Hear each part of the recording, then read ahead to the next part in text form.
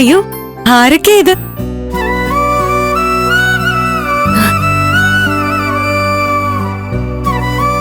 വരൂ അങ്കിൾ.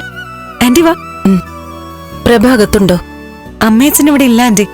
ചെറിയ പർച്ചേസിങ്ങിനായിട്ട് പോയതാ.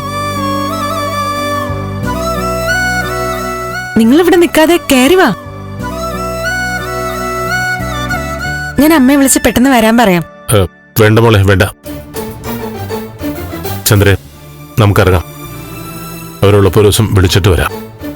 അയ്യോ, ഇവിടെ വരെ വന്നിട്ട് കയറാതെ പോവാണോ? ബാലു, എന്തായാലും ഇവിടം വരെ വന്നല്ലേ, ഏതായാലും അവര് വരട്ടെ, എന്നിട്ട് പോ.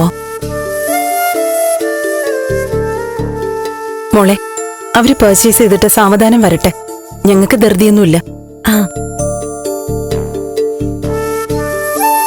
ഭക്ഷണം എന്തെങ്കിലും ഉണ്ടെങ്കിൽ അതും കഴിച്ചിട്ടേ ഞങ്ങൾ പോകുന്നുള്ളൂ.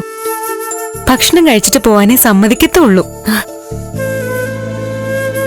സത്യം പറഞ്ഞാ ഞങ്ങളെ കാണുമ്പോ പ്രഭ എങ്ങനെ പ്രതികരിക്കുന്നൊരു പേടിയുണ്ടായിരുന്നു. ഞാനത് ബാലുവിനോട് പറയുകയും ചെയ്തു. പക്ഷേ ഇപ്പൊ മോളോട് സംസാരിച്ചു കഴിഞ്ഞപ്പോ നോർമലായി. അല്ലേ ബാലു? അതെ. ദേവികെ, സിദ്ധുവിന്റെ അവസ്ഥ ഇപ്പൊ എങ്ങനെയാ? പ്രഭയ്ക്ക് നല്ല വിഷമം കാണുമല്ലേ? സോഷ്യൽ മീഡിയയിൽ തനുജയെ കുറിച്ച് കാണുമ്പോ നല്ല വിഷമം ഉണ്ടാവും. വൈകാതെയൊക്കെ തീരുമെന്ന ആന്റി അച്ഛൻ പറഞ്ഞത്. ആണോ? ഈശ്വര, നന്നായി. വാർത്തകൾ ആദ്യം കണ്ടു തുടങ്ങിയപ്പോ അറിഞ്ഞതൊന്നും സത്യമാവില്ലേ എന്ന് പ്രാർത്ഥിച്ചു.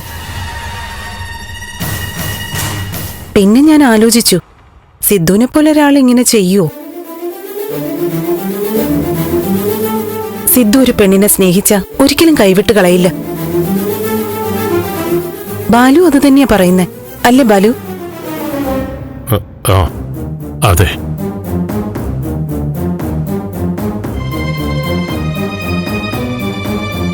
ഞാൻ ചിന്തിക്കുന്നത് ആ കുട്ടിയുടെ ഭാഗത്ത് നിന്നാ. അതിന്റെ അവസ്ഥ അവള് പറയുന്നത് ന്യായമല്ലേ, അല്ലേ ദേവികെ? ആന്റി ആ പറയുന്നതിനോട് പൂർണ്ണമായിട്ട് യോജിക്കാനാവില്ല. അച്ഛൻ വ്യക്തമായ രീതിയിൽ അവളോട് പറഞ്ഞതാ. അച്ഛനെ ബന്ധപ്പെടുത്തേണ്ട, അച്ഛൻ ഇതിൽ നിരപരാധിയാണെന്ന്. അവൾക്ക് വ്യക്തമായിട്ട് കാര്യങ്ങൾ അറിയാം. എന്നിട്ടും ഞങ്ങളെ ബുദ്ധിമുട്ടിക്കുക. പക്ഷേ എല്ലാം അവസാനിച്ചു ആന്റി. കഴിഞ്ഞ ദിവസം ഹരിയങ്കിള് വന്നിരുന്നു. അങ്കിളിന്റെ മുന്നിൽ എല്ലാം പറഞ്ഞ് അവസാനിപ്പിച്ചു. ആണോ? അത് നന്നായി. എന്തായാലും സിദ്ധുവും പ്രഭയും വരട്ടെ, സംസാരിക്കാം. ആ, വാ, നിങ്ങൾ വാ, അകത്തിരിക്കാം. വാ ആന്റി, വാ. അങ്ങള് വാ.